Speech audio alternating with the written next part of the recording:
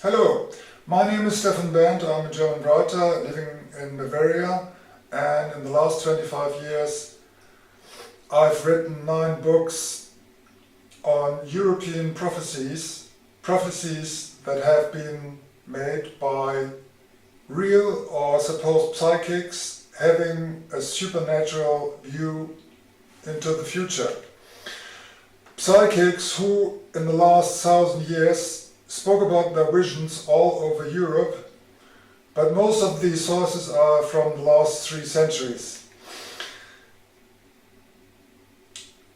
In 1993, when I started my studies on European prophecies, I started with a computer database with around about 250 different sources, psychics and predictions, with approximately 5,000 single prediction statements like the Pope escapes from Rome right before the Russian attack on Western Europe. I splitted statements like this into details and entered these details into my database. This computer database is the foundation of the books that I later on wrote. These psychics and prophecies in my database concerning Europe came from Germany, Austria, Switzerland, Italy, France, Great Britain, Belgium, the Netherlands, Norway, Sweden, Poland, Czech Republic, Hungary, Serbia, Bulgaria, Greece, Spain and Portugal. One clear outcome of the whole European prophecy database is the prediction of a sudden and totally surprising Russian attack on Western Europe. This attack has been predicted several times from different sources from the 20th, 19th century and earlier. Here you can see a list of all the prophecies that I found that are predicting an attack from the east on Western Europe. A list with around about 60 sources, psychics and predictions. Those sources mentioning Russia, or surely must have meant Russia, you now see in the darker right column. The sources in the left column might have meant Russia too, but in these cases it is just clear that the enemy comes from the east. Many of the older sources, older than the year 1800, are not so clear about the attacker. The reason is that before the year 1800, Russia wasn't such a powerful nation as we know it since the 20th century. So visionaries just didn't identify the enemy as Russia. But in many of these cases, in the left column, it is probably Russia, simply because the attack from the east then is described as very powerful and surprising. This excludes China, because China comes a long way from far away and it even had to deal with Russia before.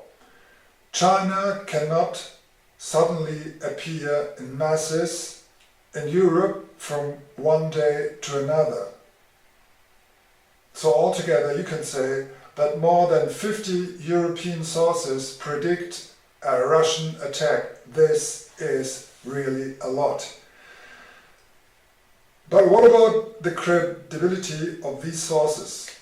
Now, one thing you can do for sure is telling the better sources from the worse or bad ones. But you need information about each single source concerning any proof of their psychic ability or other things. The best thing is if a psychic has proven, if something really happened which he or she predicted, and if this prediction was documented and published before the event came true. And such cases do exist. For example, Nostradamus, the Norwegian psychic Anton Johansson, the German sources Alois Illmeyer, Buchela, the so-called Field Pulse letter in German Feldpostbriefe, and the so-called Song of the Line in German Lied der Linde, just to mention some of the important German sources. The highlighted areas in this chart mark such sources with a positive proof with predicted events that came true. You may call these proofs accidental, nevertheless proof keeps being a criteria, and if you ask me, in many cases there are simply too many accidents.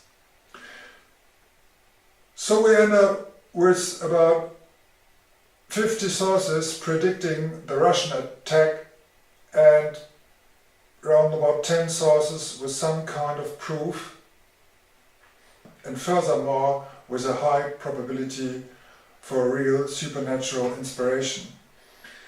Altogether, this means one should recognize these predictions as a potential high valuable source and as a cultural treasure. It is nothing one should flippantly ignore. Many of these sources are before the year 1917, before the Russian Revolution, so this prediction has nothing to do with some kind of Cold War fear projection. The Russian attack gets predicted by sources from Germany, Austria, Switzerland, Italy, France, Norway, Sweden, Greece, and other countries too. And to mention already at this point, in Europe, this war is not predicted to escalate into a full-scale nuclear war. It is not predicted to be the end of the world or the end of civilization. Here you can see the predicted geographical extent of World War III in Europe according to the sources I used and related to predicted ground force activities and landing operations, say predicted areas with Russian boots on the ground. Not very surprising, Germany turns out to be the most affected area. Fightings in Germany are predicted to last the longest and to be the heaviest in this war, as Eastern Europe more or less is just rolled over without fightings. Probably the intensive war in Germany is the reason why you find so many German prophecies relating to World War III. We, the Germans, do have so many World War III predictions simply because Germany would be affected the most. On the other hand, this map shows that some countries in Western Europe would be not or less affected by Russian ground troops, but accordingly to prophecies, ground troops wouldn't be the only problem in this war. There would be also a problem with the Atlantic Ocean and the North Sea. I myself have published as good as everything I know about European prophecies in German language already years ago. So here now is not the time to talk about what has been predicted for Germany in detail. The basic line for Germany concerning World War III is just: Germany is predicted to survive. This is absolutely clear, not 80%, not 90% clear, not 95 or 99, but 100% clear. After the war, Germany is predicted to find itself in a global geostrategic context without the two sea powers, USA and Great Britain. The geostrategic frame for Europe after World War III would be a European continent without any American or Anglo-Saxon influence. At the same time, Russia would be defeated. Now, guess what would happen in Europe in such a situation without the USA, without the United Kingdom, and Russia being defeated? Where in Europe would be the power unit? Where is that power unit today?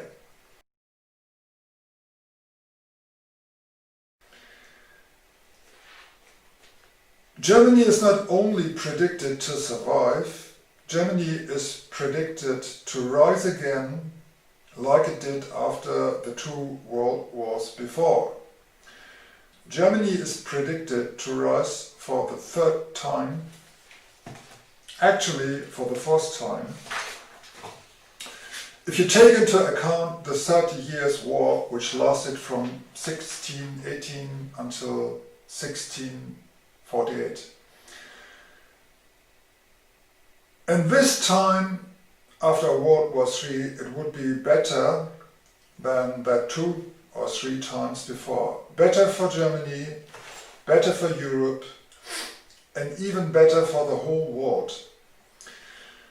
Now, of course, to many listeners, this will sound like pure German nationalism, but the key for the explanation is simply the end of the American Empire, the end of the United Kingdom, and the defeat of Russia.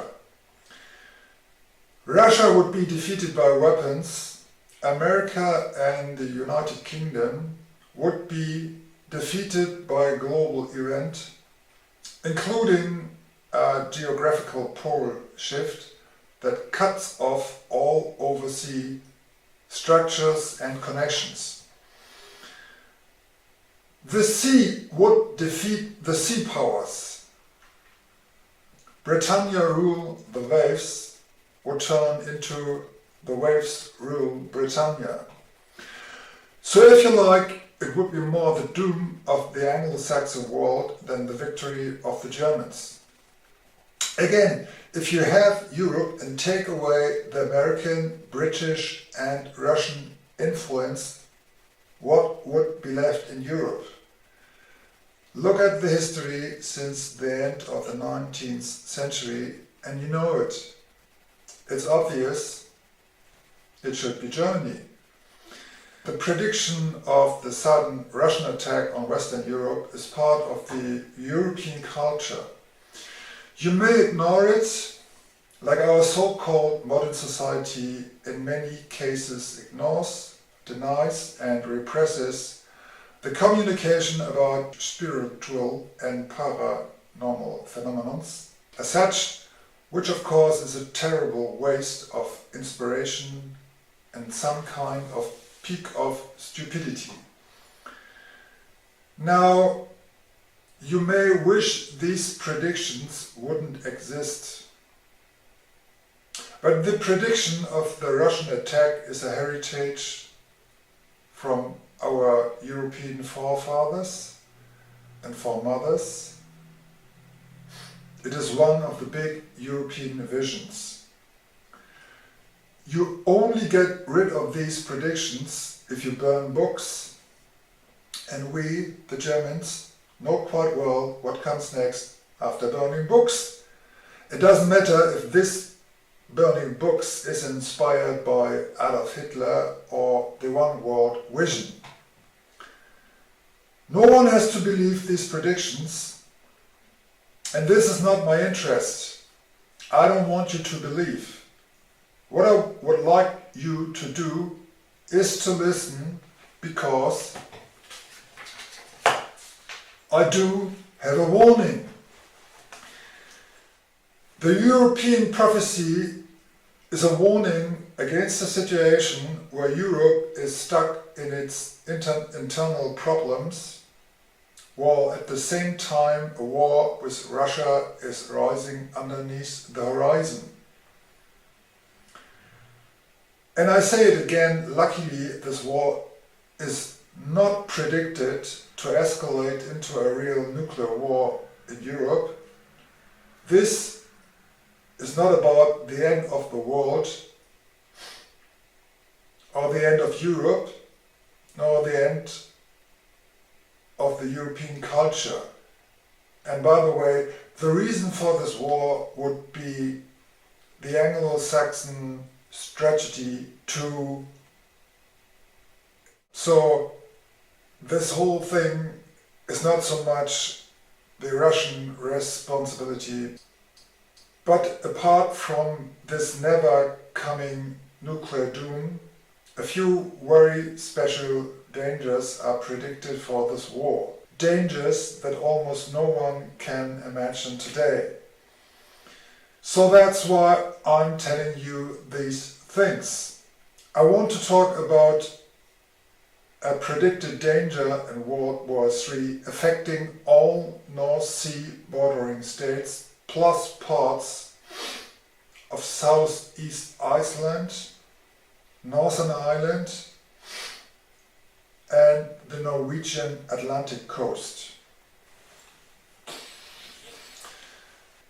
I personally feel myself as several things. As a German citizen, as a child of the northern German city Hamburg, as an European, as a Western soul with Christian roots, but I also feel close to, let's say, the Northwestern European race, Viking forefathers, if you like,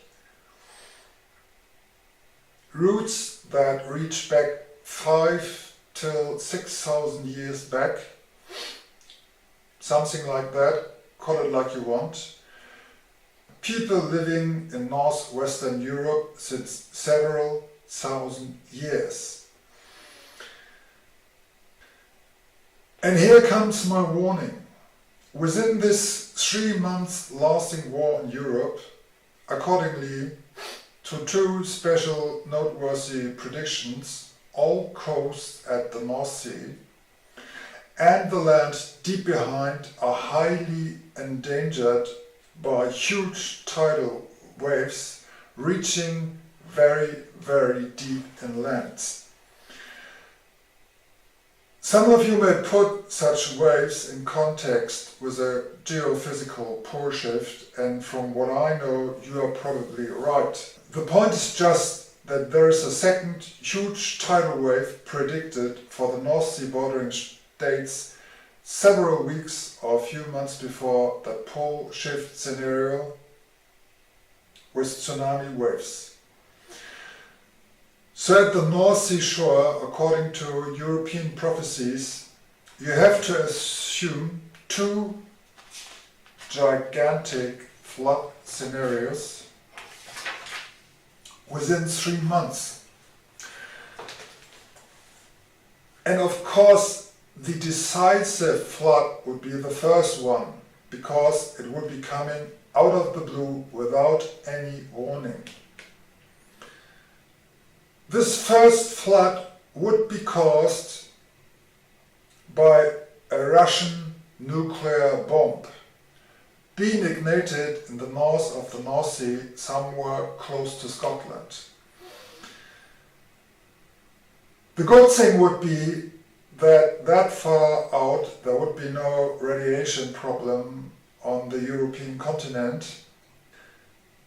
If you believe the Bavarian psychic Alois Illmeyer, around 1950, Russia is sending a fighter aircraft close to Scotland, dropping a bomb in the ocean, dropping a bomb in the North Atlantic that explodes underwater.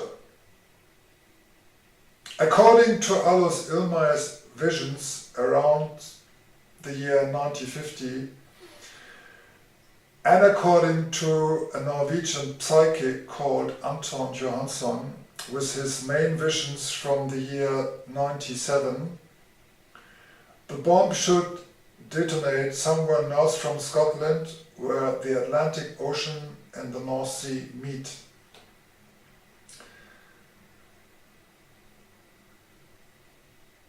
This bomb-caused flood prediction from Alois Illmeyer was first time published in 1949 in Germany, and for nearly 70 years this prediction appeared to be a complete nonsense. No one could believe it. No one could believe that such weapons do exist. But this has changed now. In the year 2015, the Russian state TV, not some kind of third-class local Russian TV station, the Russian state TV, Channel 1, has launched information claiming that Russia is planning to build such weapons in the near future, and in between, 4 years later, Russia might have it. This Russian state TV information was barely recognized in the West, but there was a report on BBC Online. On the 12th of November 2015, this is what you could read on BBC Online. Russia reveals giant nuclear torpedo in state TV leak. Technical details of the torpedo were clearly visible in the brief shot on state TV. The Kremlin says secret plans for a Russian long-range nuclear torpedo called Status 6 should not have appeared on Russian TV news. The leak happened during a report on state-run Channel 1 about President Vladimir Putin meeting military chiefs in the city of Sochi. One general was seen studying a diagram on the devastating torpedo system. The Status 6 system is designed to destroy important economic installation of the enemy in coastal areas, the document says. It's true, some secret data got into the shot, therefore it was subsequently deleted, said Mr. Putin's spokesman Dmitry Peskov. In future we will undoubtedly take preventive measures so this doesn't happen again. However, the Russian government newspaper Rossiyskaya Gazeta later reported details of the weapon. Such a torpedo was envisaged in 1950s during Cold War by nuclear physicist Andrei Sakharov, later a famous dissident and peace activist. A 100 megaton warhead could devastate US coast with massive tsunami and intensive radiation. Soviet Tsar bomb was biggest nuclear device ever detonated. It was 58 megatons. Russian military experts told BBC Russian service a warhead of up to 100 megatons could produce a tsunami up to 500 meters high, wiping out all living things 1,500 kilometers deep inside US territory. Now, let's have a look to what was predicted 65 years before. The Bavarian psychic Alois Illmeyer, who died in 1959, and whose predictions were published mainly in 1948 and 1950, gave descriptions of that scenario towards different witnesses. In one case, published in 1950, Alois Illmeyer said, "There I can see one," which means an aeroplane. "I can see one coming flying from the east. It is throwing something into the big water. Then something strange happens. The water gets lifted up to one piece, high like a tower, and is falling down again. Then everything gets flooded." In 1955, Illmeyer was quoted, "The countries at the sea are highly endangered. The sea is very troubled. The waves are as high as a house. It is foaming as if it is boiling underneath. Islands disappear. The climate is changing. A part of the proud island is drowned when that thing is falling into the sea. Then the water rises like one piece and is falling back. The proud island is a British island." If the Bavarian psychic has foreseen a part of Great Britain to be flooded, one can assume this doesn't just mean a few hundred meters behind the North Sea beach. The psychic probably meant more than just the area from 0 to 5 meters over sea level. A part of the proud island sounds more like 100 kilometers inland, or 10% of the whole British or English territory, or even significant more. It probably means massive losses of land to the sea. A part of the proud island doesn't just mean a few crumbs. And boiling underneath clearly points onto a huge heat source underwater. This points towards an underwater nuclear explosion. If Illmeyer had seen the boiling sea in context with a volcano, he probably would have described that volcano, but he didn't.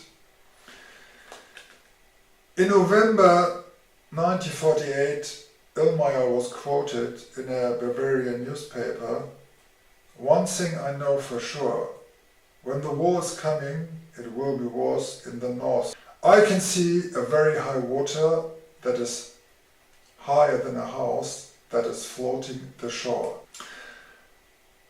Higher than a house can be understood as high as a house with at least 3 floors in a Bavarian small town. That would be estimated at least 10 meters. But in all times, psychics did predict unbelievable things, and they often used words that included the truth, but didn't really say it. So we can read between the lines, higher than a house could be more than 10 meters, more than 20 meters, or even more.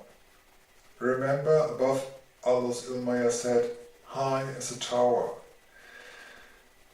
In 1950, one could read in a small German book, "Recently Illmeyer confirms a bitter fate for 3 cities. The one city will be drowned in water. The second big city is standing in the sea up to the steeples. The third city will collapse." If the second big city is standing in water up to the steeples and the first big city is drowned, we can conclude that the first big city is drowned over the steeples, so the water rises high as a tower. The second big city is standing in water, the first underwater. The North Sea area city that is predicted to be totally drowned is London. In a few moments we will look at an even more clear and unambitiously statement. The historical part of London, the tourist area, is mostly between 30 and 100 meters over sea level. London could be easily affected by such a Russian weapon. According to the Norwegian psychic Anton Johansson, the city being drowned up to the steeples would be Hamburg in northern Germany. In 1986, the following thing was published about Alois Illmeyer. Between the continent and the island, Illmeyer sees a water pillar shooting to the sky. The pillar is joining the clouds to a furious, everything darkening hurricane. The rain curtain tears open, and that big city on that island is drowned in the sea. As Alois Illmeyer didn't want any trouble with the police, with politics and the church, he did what psychics for all times have been doing. Illmeyer was talking in enigmas. But in the end, Illmeyer didn't do this enigma talk too much and too consequent. So that big city on that island can be easily identified as London. There is no bigger city on a proud island in Europe. This is London. So big city drowned in the sea means the water in the London area rises up to approximately 100 meters and more. If it would be really whole London, or just the central area, is another question. But no matter if the North Sea at the British coast rises up to 50, 100 or more meters, it would mean that the whole Greater London area economically and socially collapses. From the Greater London area, masses of refugees in search for clean water, food and medical support would be streaming into the higher areas around London in the west and the north. And this would cause civil war situations within 1 or 2 days. In 1961, Alois Illmeyer was quoted, "I can see big holes in the sea that are closing again when the gigantic waves come back." Holes in the sea was nothing you could find in German newspapers that time. Well, there have been newspaper reports about the 1946 nuclear testing in the South Pacific.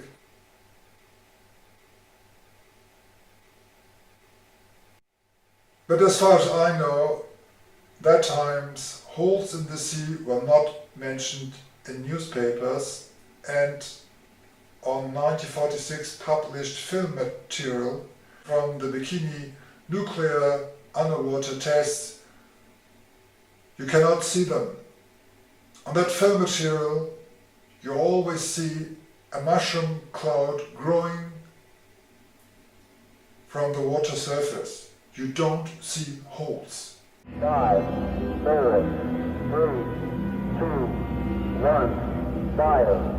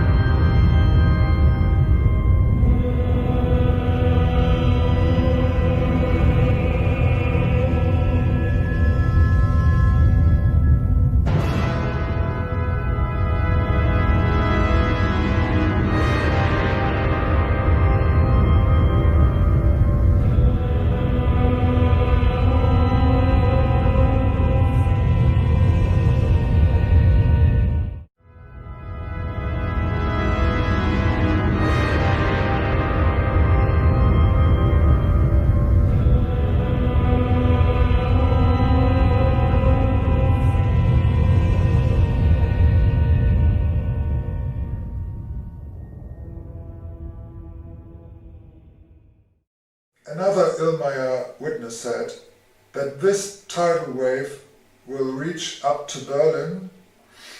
This fits with London, as the western districts of Berlin are around 30 meters above sea level, and Hamburg is directly on the way from the North Sea to Berlin.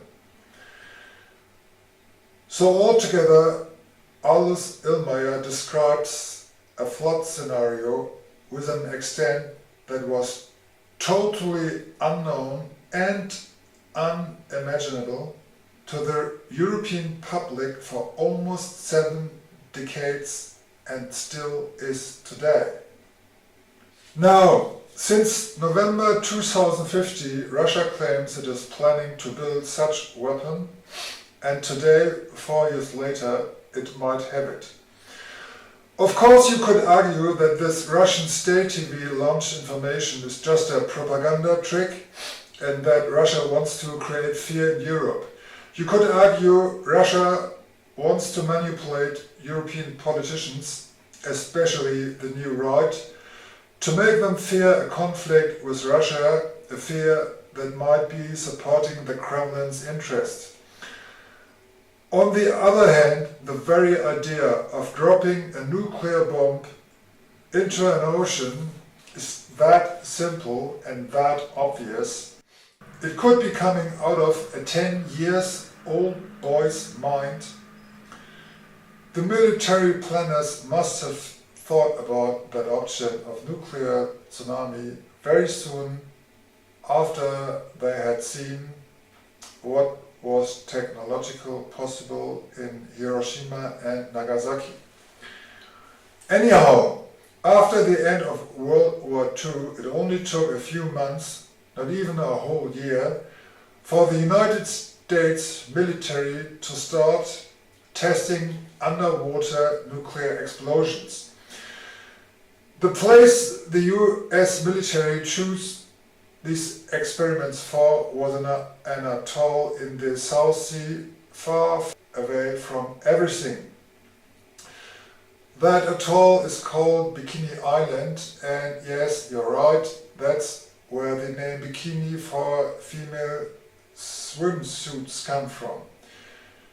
The US military probably did choose such an island because it is designed like a bathtub with an edge or rim that is protecting the ocean from what is happening inside the atoll. The reason why the US military did these tests that soon after the end of World War II must have been that after the nuclear attacks on Hiroshima and Nagasaki on the 6th and 9th of August 1945, the US Marine understood very well that underwater nuclear explosion could be a very, very serious threat to the new American global sea power. So only 10 months after the end of World War II, the nuclear tests were started in Bikini Atoll because the US Marine and the White House knew if nuclear weapons would be really effective against warship, nukes could be a threat to the new US empire in its whole. As the new US empire was based on sea power, which in the end simply means ships, if it had turned out that nuclear weapons win over ships, like for example crossbows and longbows have won against medieval knights, win over conclusively forever and for all times, then the USA would have had to decide what to do, as Russia in 1946 yet didn't have any nuclear weapons. From a phonographic plane, here is the motion picture spectacle of all time.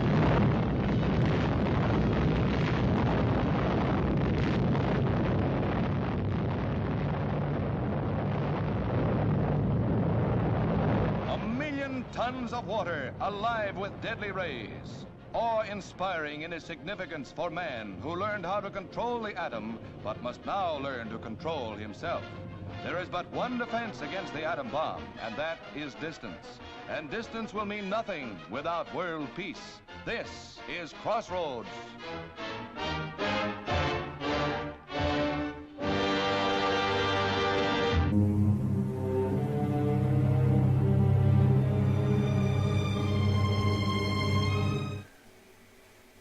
Surprisingly, in 1946, it turned out that warships, if they are not too close to the nuclear explosion place, not too close to ground zero, can stand the explosion and the tidal wave quite well. But on the other hand, in those early days, nuclear bombs were, compared to later versions, very, very, very small. For example, the Baker test bomb on the 27th of July 1946 in Bikini Island was 23,000 kiloton TNT equivalent strong, which isn't even twice as much as Hiroshima. Years later, Russia did ignite a nuclear bomb, a hydrogen bomb, the so-called Tsar bomb, that was 4,000 times as strong as the Hiroshima bomb. Again, 4,000 times as strong as Hiroshima. Now, as you can imagine, if you choose an atoll to prevent big waves from getting out of control, testing bigger undernuclear nukes soon comes to a natural limit. Big underwater nuclear explosions are simply too big to be tested in the real 3D world. And for triggering a real big wave, you also need deep water. You cannot make a big splash in a bathtub or a bucket.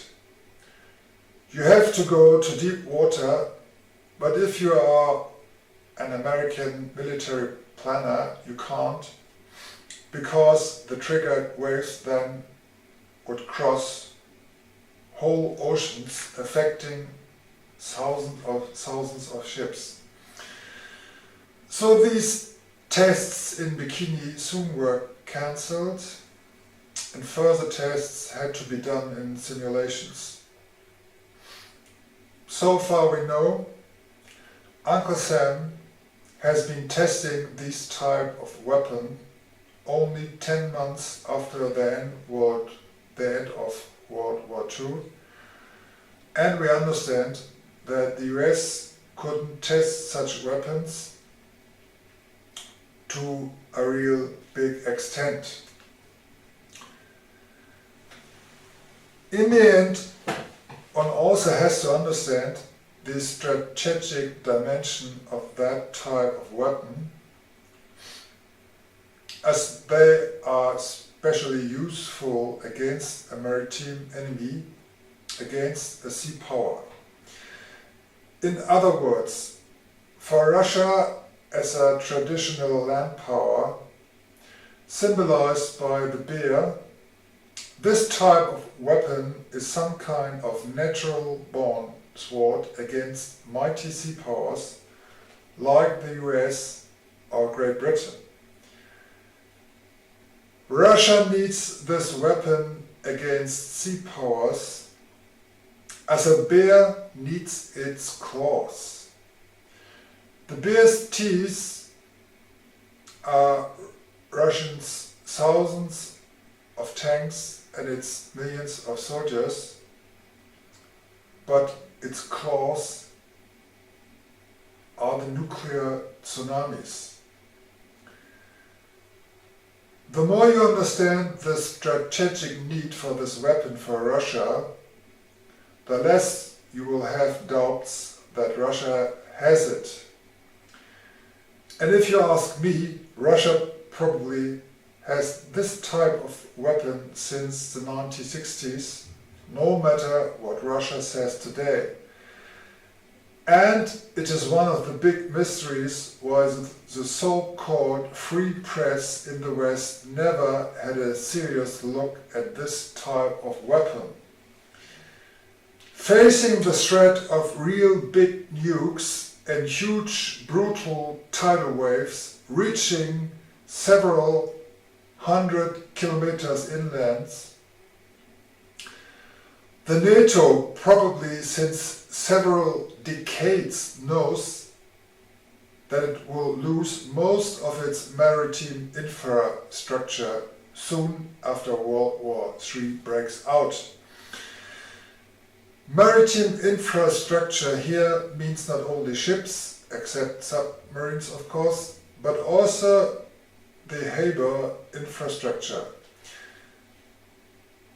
So even if many NATO ships could somehow manage to ride on such waves, these ships soon would be running out of supply, out of oil, ammunition, spare part, foods and so on, because there would be no functioning harbours anymore.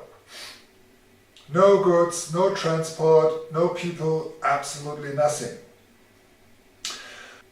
Furthermore, and many listeners will have suspected this too, in case this weapon would be brought to use, the real nuclear war probably would be just a few days away, coming soon after that big wave. But that's how military planners are acting. They even develop weapons for a proportional narrow time window between a no more conventional war and a not yet full-scale nuclear war. If military planners can see a chance to postpone the real nuclear escalation for, let's say, 2 weeks, they will build that weapon if it is not too expensive, which it isn't in this case.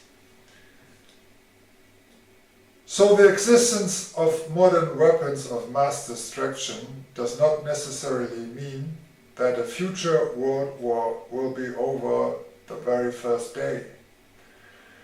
It does not mean the instant end of the world right after World War III has started. World War III could last a few months, and that's exactly what European prophecies is predicting. In Central Europe, World War III is predicted to last 3 months. Then, after 3 months, close to the winter, as the nuclear escalation yet didn't happen, things are predicted to get completely out of control, not only for the common citizen, but also for the mightiest of the mightiest on this planet. But it wouldn't be a nuclear escalation.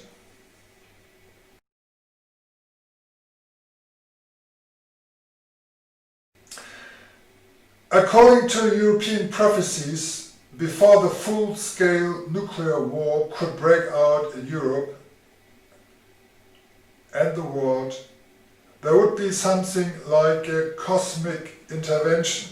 Planet Earth is predicted to meet with a today yet unknown smaller heavenly body, being accompanied by a cosmic dust cloud and a few sparks. This cosmic force is predicted to prevent the real and full nuclear war in Europe.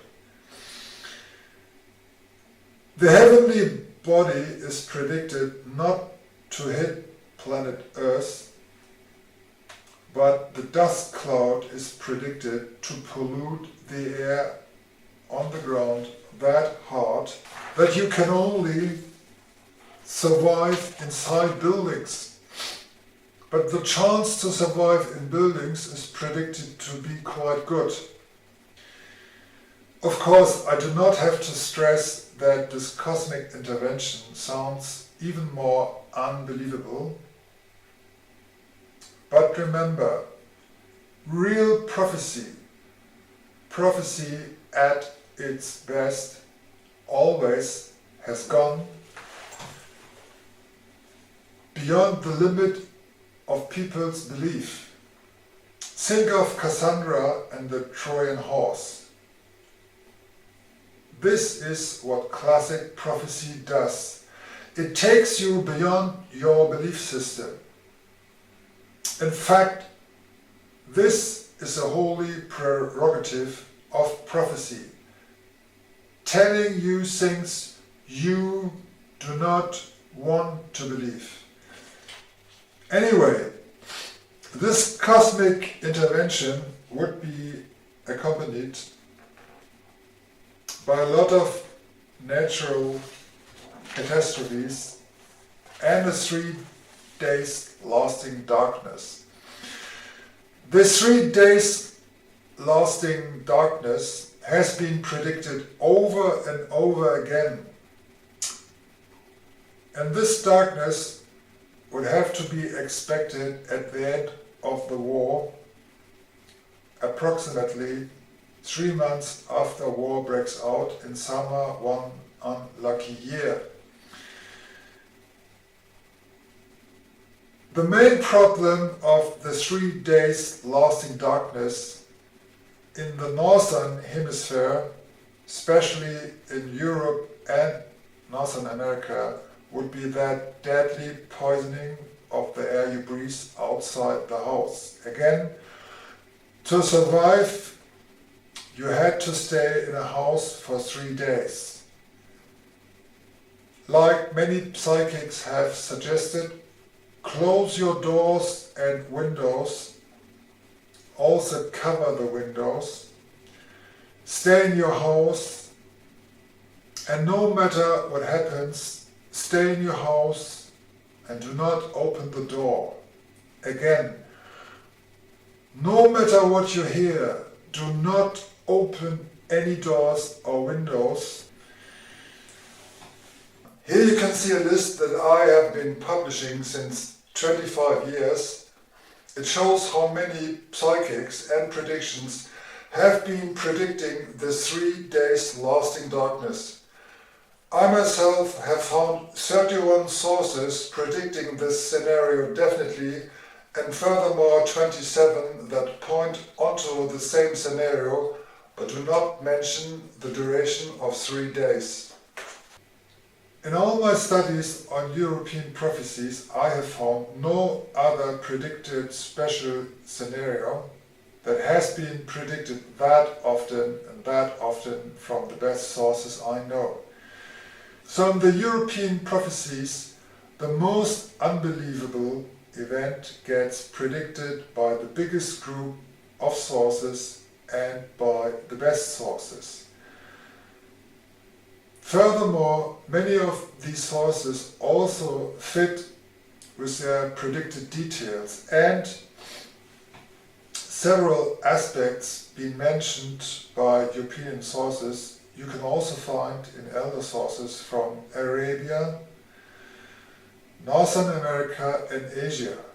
So concerning the 3 days lasting darkness, the foundation of sources is actually as good as you can possibly imagine. If you want to find out more, I can suggest my book 3 Days in Late Autumn, in German 3 Tage im Spätherbst, which unfortunately is just in German. So according to the sources I know, war breaks out in Europe in end of July, beginning of August, in a year I don't know. This point of time, end of July, beginning of August, has been proven again and again throughout all the years that I've been working on this topic. Before end of July, beginning of August, few months before, according to several psychics and predictions, the economy in the European Union had to collapse. So if you think that war and that 3 days lasting darkness prediction stuff is just nonsense, you can think so. No problem, do nothing, just wait. You can wait until the euro currency collapses, but if the economy in Europe has started collapsing and flames of war are rising up in the Middle East, I suggest have an eye on higher ground if you are living too close to the North Sea. And the bigger the distance to higher ground, the earlier you should start your preparations. And get information about further European prophecies, what you actually should be doing already now, of course. Be aware, the whole thing starts with a big war in Europe, but it ends with extraterrestrial higher forces. So that's my warning. War in Central Europe seems to be coming closer, and if it really comes, be aware at the North Sea coast. Other coasts on the planet would later on also be endangered, but the North Sea coast would be hit first. And probably it would occur without any warning from politicians, scientists and mass medias. Now, some of you may think, concerning that nuclear tsunami, just one single psychic like Alice Illmeyer isn't enough to be worried. You may think Alice Illmeyer could be wrong for some reason. So I want to talk about this other remarkable psychic, the Norwegian fisher Anton Johansson, who in the year 97, long before Illmeyer, had a vision of the North Sea being affected by a suddenly appearing huge tidal wave coming from the north of the North Sea. The affected area Johansson describes fits with the one from Illmeyer.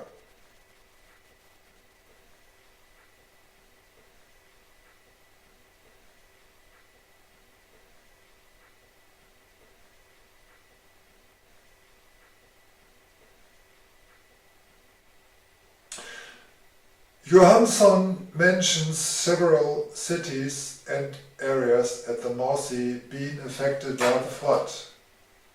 Bodø, Johansson's hometown in northern Norway, Trondheim, Gothenburg, Helsingborg, Hamburg, Antwerp, Rouen in France, London, Suffolk, Norfolk, Hull, Scotland and Iceland. London and Hamburg, Johansson describes as mostly affected by the flood, London more than Hamburg.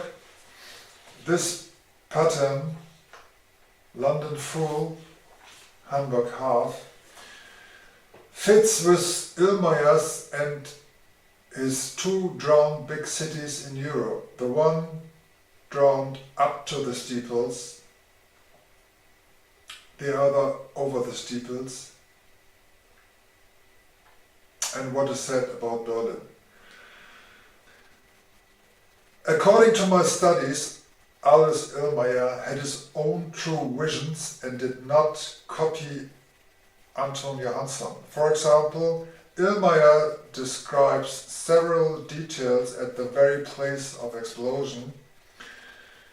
The boiling sea, the holes in the sea, the water pillar. Johansson describes nothing of that. On the other hand, Illmeyer is quite cryptic. He almost never mentions cities' names. He's very careful. Johansson is not at all. So we can assume that we do have two completely independent original sources. Like Illmeyer, Johansson did see a flood spreading from a single point in the North Sea. According to Johansson, the place of cause would be an area somewhere in the middle between Scotland, Iceland and Norway. On first sight, this area between Scotland, Iceland and Norway might appear a little bit unpractical if you want maximum destruction in the London area. The distance to London would be approximately 1,500 kilometers. But the fact is that the amount of water counts, not the distance of the explosion. Water waves can cross huge distances. They can cross whole oceans without losing much energy. So the place of explosion that far in the north makes sense because out there in the north the sea gets up to 3,000 meters deep.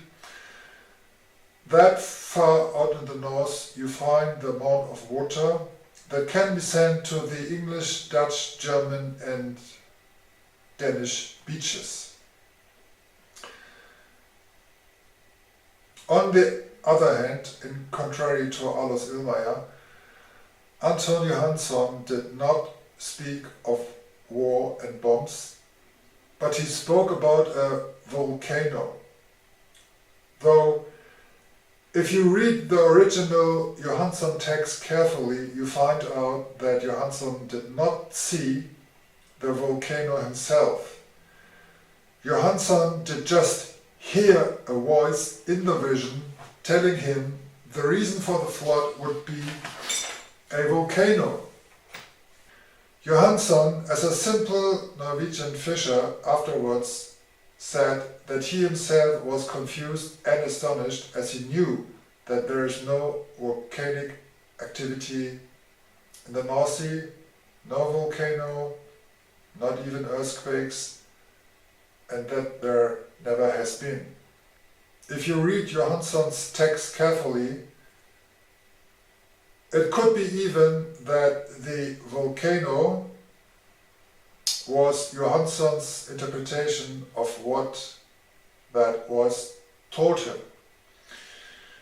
What is clear anyway is that Johansson did not see the place of explosion nor the place of eruption, though he saw the flooded areas at the coast with many details. Now think about it, what makes more sense? A volcanic eruption out of the blue in an area where volcanoes have never been seen before, or a bomb, a human creation, a technical thing that was totally unbelievable for a Norwegian fisher in the year 97. That just appeared as a volcano to this man. That was explained to him that way. The nuclear fission was discovered in 1938 in Berlin by the German physician and Nobel Prize winner Otto Hahn. Johansson had absolutely no chance to understand and believe what he really saw in his vision if it was a nuclear explosion. In the year 1918, 11 years after his vision, it turned out that Johansson was a very good psychic, as his visions for World War I were published in March 1914 in a Swedish newspaper, 4 months before the breakout of World War I, and became true. Later on, Johansson's predictions were published in a book that became a bestseller in Scandinavia.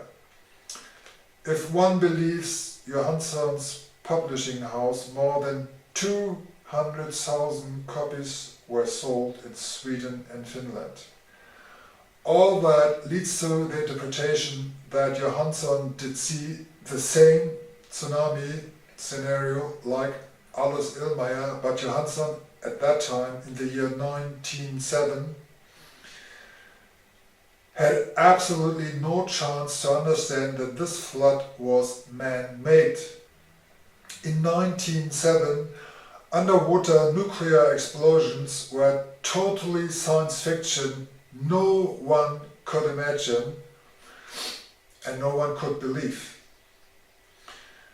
Of course, the main point in this interpretation is the idea that some kind of spooky ghost voice, some spirit, some immaterial soul in that vision gave Johansson an explanation.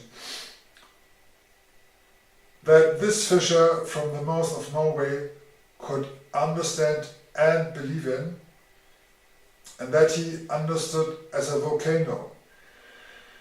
If Johansson would have been told that this flood is caused by a new man-made weapon, Johansson probably would have lost the trust in his own visions, not only in this vision, but all of his visions. Everybody has its own personal belief system and its own personal limits in believing, even a psychic.